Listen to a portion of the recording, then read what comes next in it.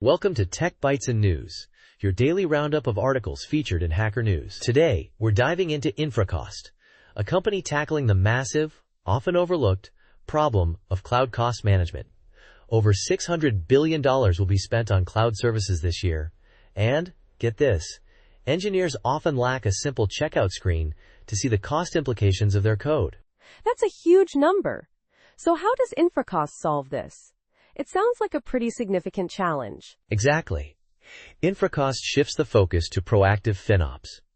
Instead of reacting to unexpected bills, it integrates directly into the engineering workflow. Think CI/CD pipelines. It analyzes infrastructure as code, IAC, changes before they hit production, identifying potential cost overruns early on. Think of it as a pre-flight check for your cloud spending. Brilliant. So it's essentially preventing costly mistakes before they even happen? That's a huge advantage for any company using cloud services. Absolutely. It doesn't stop there.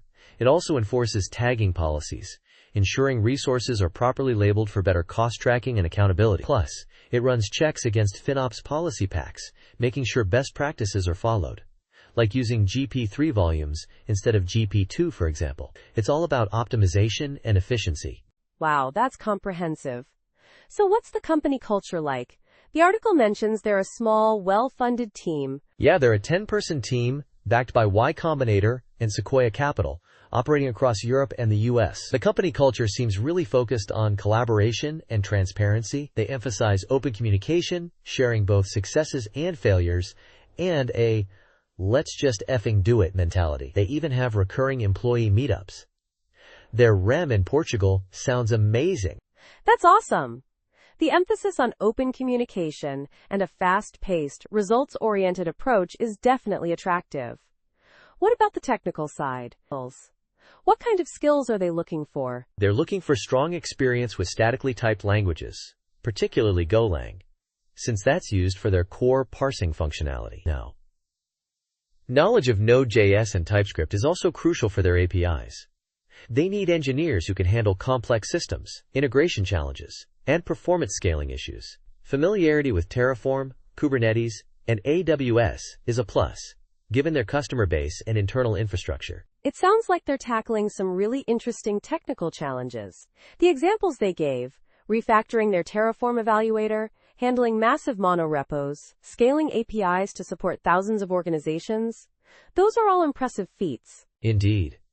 And the benefits package is pretty competitive too.